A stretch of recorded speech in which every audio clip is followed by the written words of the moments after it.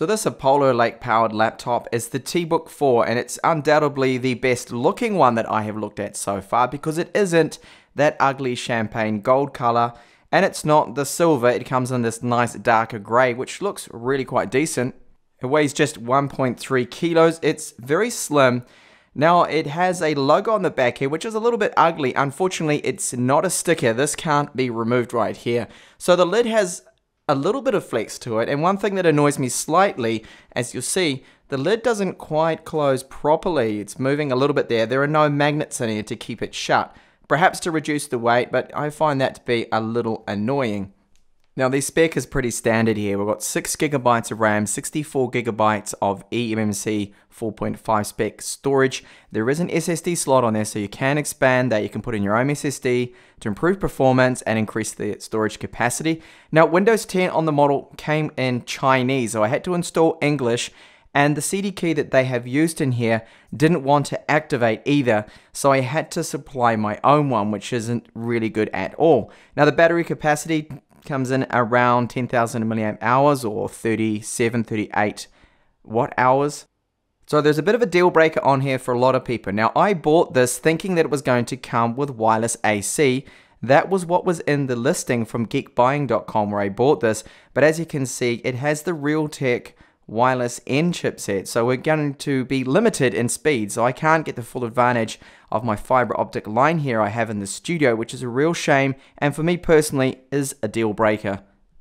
So for ports on the left side, first there's a status LED, then a micro HDMI port that does not even work. Now other owners in my forum also have the same issue, so it seems the first batch the port just does not even work at all, so that's very disappointing. Full-sized USB 3 port. Now it will power external hard drives. Right side a DC port for charging, which is 12 volts, 2.5 amps or higher. The 3.5mm headphone jack, which doesn't have any static over it. It seems to be pretty clear, which is good. Another USB 3 port, which will again power external hard drives, and then the micro SD card slot. So the micro SDs, they fit in there nice and flush. They should not fall out. Now I do have a complaint, which is quite frequent, that the port spacing here is a little too close together. So the 3.5mm, if you want to be using that, and then plug in on the right side here a very large USB 3 pen drive or something like that, then you won't be able to do that because it's just too close there. You'll have to use the port on the other side. Now the touchpad on it is one of the larger ones you'll find on these Apollo Lakes, and it is one of the best ones. There's a big surprise here. It's a precision touchpad, so it supports all of the Windows 10 gestures. You've got full control, so if you don't like some of the gestures or you want to have the swipe up and down with 2 fingers reversed, you can control all of that, and the accuracy of it for finer movements is really quite good. And overall, I would say at this stage it's probably the best, maybe equal or the same with the Cube iWork 5X, which also has a precision touchpad and a very decent one. So our keyboard is a bit of a mixed bag. We've got decent key travel of around 1.25mm. The feel of the keys themselves isn't too bad. Now we've got media control shortcuts at the top, even screen brightness, print screen button, home, page up, page down, and end, which is all great to see. The power button location I find that I don't accidentally trigger. Now I do have a bit of an issue with the space key. You will see that on the left there it is slightly higher than on the right, and now and then pressing it, it just doesn't register. I'd say 1 out of 10 presses, it will not register. So that's a little bit annoying and can cause typos. And I have noticed that sometimes, this is probably about 1 out of 10 or 20 times you're pressing the keys, one of the keys will not register. So it is definitely not as good, the keyboard, as the one that I've been using in my EasyBook 3 Pro. I'll show you how far the lid can recline. Further than some, it's actually not too bad. One of the positives of the T-Book 4 is we have this easy access flap. So you don't have to go around removing all of these outer screws to get access to the SSD bay, the slot on there.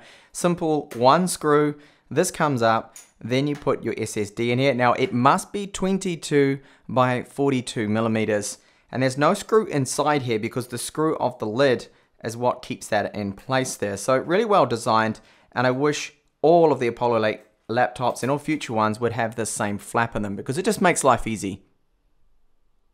So up the top of that 14.1 inch screen, we have two microphones left and right of the webcam, which is 2 megapixels, 720p max, 30 frames per second. But it seems to only record in Windows Camera app at around 15 frames per second, but looks choppy. But when I was using this webcam in Skype, I found the quality to be acceptable. It's not a bad webcam, and I have seen a hell of a lot worse. There are ones out there that only run in VGA resolution. So the BIOS it has is completely unlocked to us, but it does not have that setting which can really boost the performance, which is the, of course, advanced CPU setting, the power management. Sorry, not power management, but the power limit. But that's not too much of an issue now because there's a way to bypass those power limits that are set by stock, which is 6 watts. And we can increase that to 10 or 15 watts, even at unlimited, to boost the performance. Now, it will boot Linux. All you need to do is insert a Linux pen drive, make sure it is formatted correctly, the USB pen drive you use, and then you can boot to that just from this menu right here, which is the save and exit menu. Find it, boot it. And Linux will work, but what doesn't seem to work correctly, or at least we don't have any drivers, is the touchpad. Apart from that, everything else is working. So the screen that's on here in the T-Book 4 is a anti-glare coated screen, so it's not susceptible to reflections. Really good to use in bright environments, even though the maximum brightness is only 258 lux, which is, okay, borderline, but at the maximum setting, it is perfectly fine. You can even use it outdoors, so that is fine. However, I've got a few complaints with the screen. On my unit, I sometimes see these vertical lines that I mentioned in my unboxing video, and it turns out that the reason behind this is that the refresh rate, the hertz that it's running at, is only 48 hertz, so it's not running at the full 60 hertz like you would find on any other Apollo Lake notebook. Now, the reason why the T-Book is like this, I think, is because I've set it to save on batteries, so it gives us a boost in battery life, which I'll talk about later in this video. I can pick up on that flicker. Now, I've shown this laptop to a couple of other people, and people like my wife, for example, she doesn't actually see this flicker, so it's something I'm more used to using PCs and gaming at 60 hertz or even higher at 120 hertz. And then coming back now to 48 hertz, it's definitely noticeable to me. Now, for some people, this again might be a deal breaker, but I feel that a lot of people probably won't even see it. So the screen quality itself, it's got reasonably good blacks. It is an IPS screen. The viewing angles are fine, and you can see this is a bit of video. 4K, no issues playing this, and it does run VP9, HEVC codecs with ease. That's part of the hardware decoding that the Apollo Lakes can handle. So overall, the screen is okay. It's just not the greatest panel. Definitely not. And I'll show you the brightness very quickly. So that's 75% on 100. And the dimmer setting there, I feel should be a little bit dimmer. So for memory, we've got 6 gigabytes of double data rate 3 RAM that is running at 1600 megahertz. This is the fastest speed that it supports. So that is correct. They haven't clocked down the RAM speeds or anything like that. It is running in dual channel.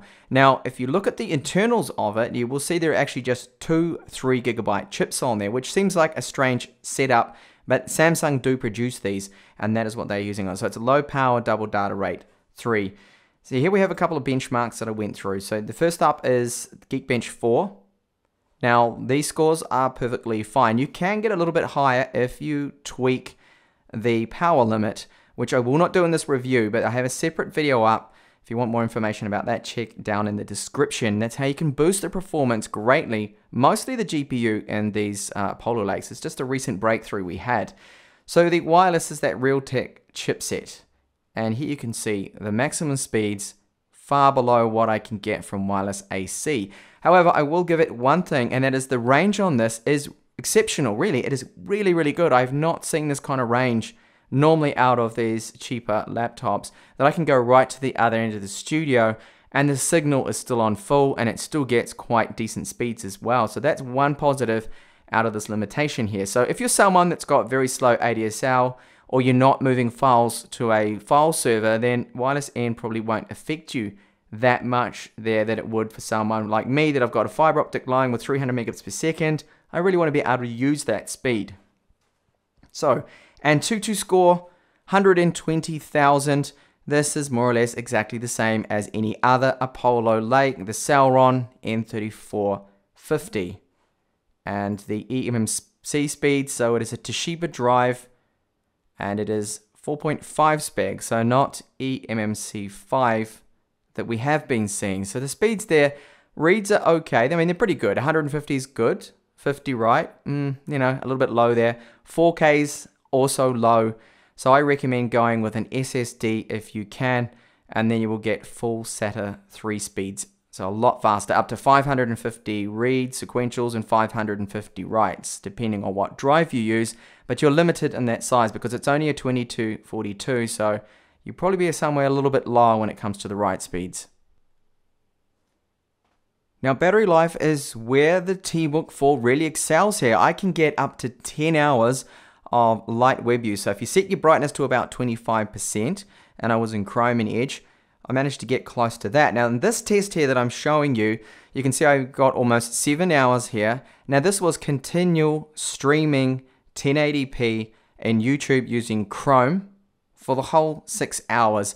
I think it did really well to get almost 7 hours, and I still had 19% left. So this is probably the best battery life I've seen on the Apollo X. In fact, it is. And the reason probably is because of that refresh rate that we have on the IPS panel. So it's only 48 Hertz, which is saving some power there because it's not refreshing at 60. Now, charge times, it takes almost 3 hours, just under 3 hours to fully charge from right down on 76% when I ran my test there. So the EasyBook 3 Pro, which is in the background here, that has downward firing speakers on the bottom here and there, but you can see on this one that, hang on, where are the speakers? So they're actually located just below the screen. Just up here, there's a little gap up there, a little grill, and that is where the sound is transmitted. So let's have a listen to those speakers.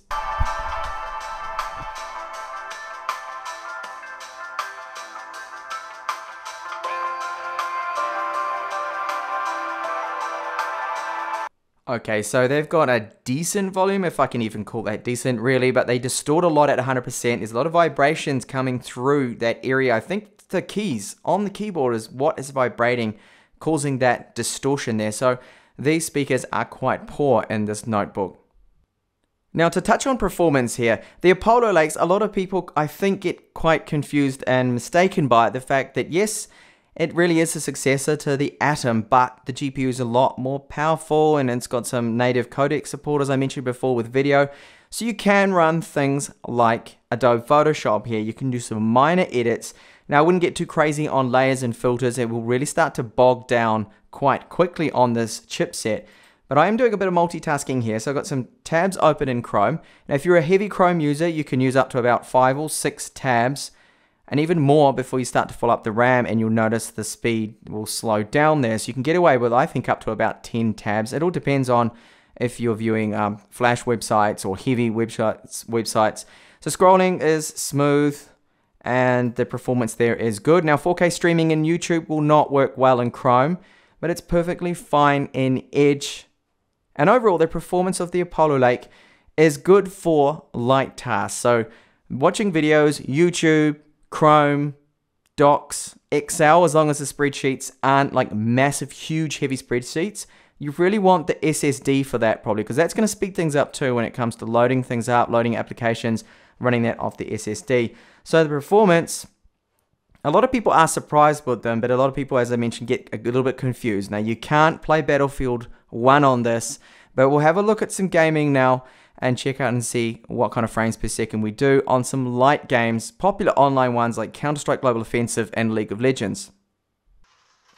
So Counter-Strike, you can see, is only running about 20 frames per second, even lower than that, so not really playable. This is 800 times 600 lowest settings, and you're going to see that a lot. That is me dying all the time. So that's just too laggy, too choppy to even be playable at all. Yay, and I got a headshot. So let's see what happens when I tweak the power limits and put it to 15 watts. So now with that tweak, we're getting around 40 to 45 frames per second. It's a lot smoother and a lot more playable, but it hasn't improved my gameplay. As you can see, is still absolutely terrible. Shocking.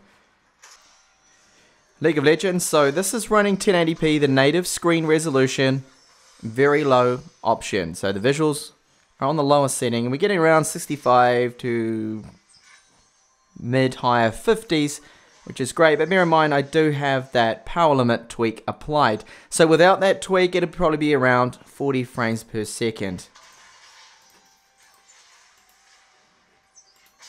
So thermals are really good on this laptop. The T-Book 4 only gets up to around 66 degrees maximum, and that's after about 58 minutes or so that I've had it running. Been doing a bit of gaming as well. Now if you game for long periods and you're charging at the same time, then it will get up to around about 75 degrees, but even so, that is still really good for a passively cooled laptop.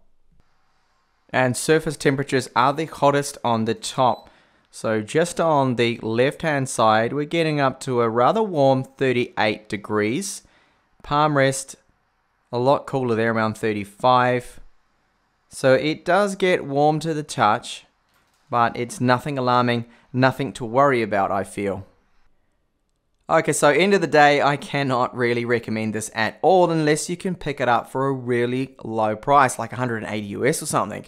The biggest disappointment for me is the lack of wireless AC. I expected to get wireless AC because that is what was in the listing. I disputed that with geekbuying.com and I managed to get a 15 US refund, which is at least something, but I can't take advantage of my full wireless, the speeds that I have here on my fiber optic. But the wireless in range is really good. That's probably one of the best I have seen in terms of range, so that's great. Same goes for the touchpad. This touchpad, very good. It's a precision one and I can control those gestures. I can disable the ones I do not like, and really you can tweak it, just a slight speed tweak. It seems very accurate and very usable, this one. Now the keyboard is a disappointment because we do sometimes have issues with the spacebar, and other owners are reporting the same problem, that the spacebar just doesn't seem to work sometimes, and I feel like I have to whack it a lot harder to get it to work 10 out of 10 times. Otherwise it's only going to work 9 or 8 times out of 10, which is just not good enough, is it? No. Another real disappointment is the micro HDMI port is completely dead. It doesn't seem to be wired up properly, or it's a fault with the first batch, so that is not good. So the screen runs at 48 Hz, also not good. It should be running at 60 Hz because some people will see some flicker there. Now, I myself personally do, but I know others do not, so maybe it's not going to bother everyone. And another pro here is the thermals, really good, and the battery life, again, very good, the best I've seen yet. You can get up to 10 hours if you run it at 25% brightness, and you're just doing some kind of light work, so using Edge, that is possible. So that's positive. And of course I love the color of this, the darker kind of gray, looks really nice. It makes it look a bit more professional. So I recommend going for the EasyBook 3 Pro, which is sitting in the background there. Even though that has a worse touchpad, the keyboard's better. It still gets around 8 hours battery life. The screen runs at 60 Hz and it sells for around 240, 230 US. End of the day, much better because the ports work on it, HDMI is working, and really I feel that is the one to beat still. Even though I'm looking at all these new Apollo Lake laptops, I think it's going to be hard put to beat that one. So I will be back with some more Apollo Lake laptops. I've got the Cube iWork 5X to check out, and possibly the 3L Pro, which is another EasyBook one, and then the EasyBook Core M3 powered 3 Plus, very confusing naming system. So I hope to catch you then. If you do have any questions, please let me know down in the comments. Catch you soon.